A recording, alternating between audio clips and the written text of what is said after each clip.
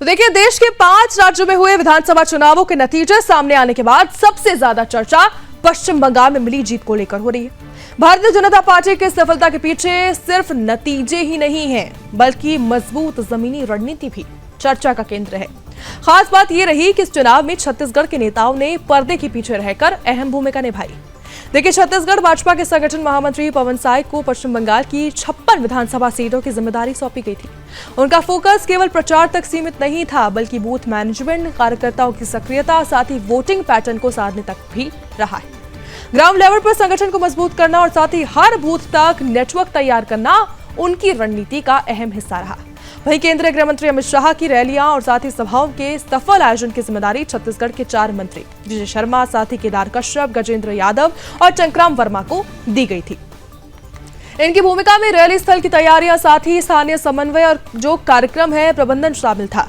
बंगाल में booth management से लेकर क्लस्टर और साथ ही माइक्रो लेवल तक छत्तीसगढ़ के नेताओं को जिस तरह जिम्मेदारी दी गई, उससे साफ संकेत भी मिलता है कि संगठन को उनकी कार्यशैली पर पूरा भरोसा है।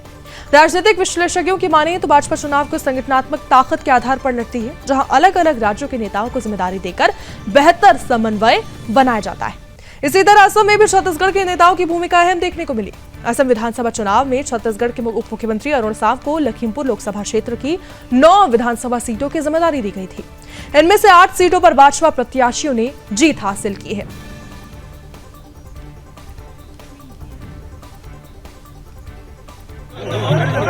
पश्चिम बंगाल और असम के विधानसभा चुनाव में जनता ने भारतीय जनता पार्टी को ऐतिहासिक जनादेश दिया। हमारे साथ उप मुख्यमंत्री अरुण साव है। कैसे देखते हैं इस जनादेश को? पश्चिम बंगाल और असम, पुडुचेरी में जो जनादेश आया है वह बहुत ही ऐतिहासिक है।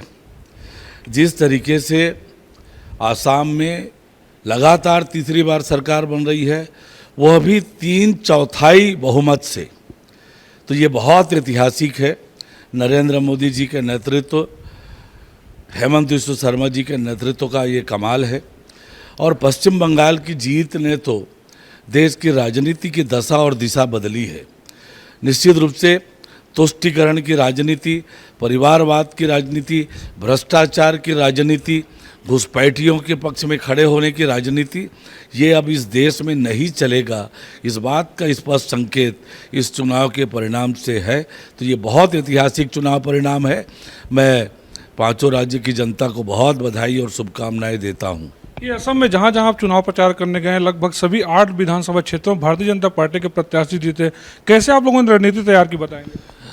लखीमपुर लोकसभा में 9 विधानसभा सीटें हैं, जिसमें 8 विधानसभा पर भारतीय जनता पार्टी और 1 में असम गण परिषद के कैंडिडेट थे।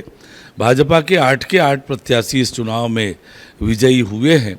हमारा काम तो केवल इतना था कि कार्यकर्ताओं का उत्साहवर्धन करना, उनके साथ मिलकर काम करना, इतना ही था। कार्यकर्ताओं का उत्साहवर्धन किया, कार्यकर्ताओं ने मेहनत की, जनता का आशीर्वाद मिला और ये ऐतिहासिक परिणाम आया है। 10 सालों में आसाम की दशा और दिशा जो बदली है भाजपा एनडीए की सरकार ने, उसके कारण जनता का भरपूर आशीर्वाद भाजपा और एनडीए को मिला है। तो उप मुख्यमंत्री अरुण साव, जिनका निश्चित तौर पर कहना है कि पश्चिम बंगाल और असम में जो जनादेश भारतीय जनता पार्टी को मिला है, वो बताता है कि भारतीय जनता पार्टी पर अभी भी जनता पूर्ण भरोसा कर रही है। कैमरामैन योगेंद्र साहू के साथ प्रमोद मिश्रा, सुदर्शन न्यूज, रायपुर, छत्तीसगढ़।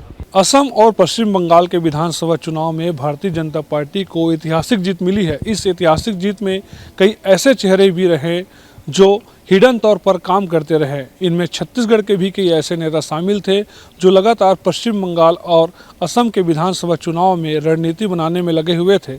अगर बात करें संगठन महामंत्री पवन साय की, तो उन्हें पश्चिम बंगाल में 56 विधानसभा सीटों पर जिम्मेदारी मिली थी, जिनमें भारतीय जनता पार्टी को 51 विधानसभा सीटों पर जीत मिली है। वहीं उप मुख्यमंत्री विजय शर्मा भी लगातार पश्चिम बंगाल में चुनाव प्रचार में लगे हुए थे।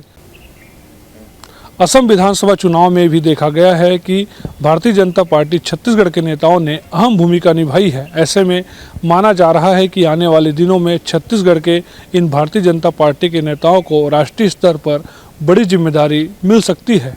कैमरामैन योगेंद्र साहू के साथ प्रमोद मिश्रा, सुदर्शन न्यूज, रायपुर, छत्तीसगढ़। और फिलहाल रुकेंगे एक छोटे से ब्रेक लिए। ब्रेक के बाद खबरें जारी।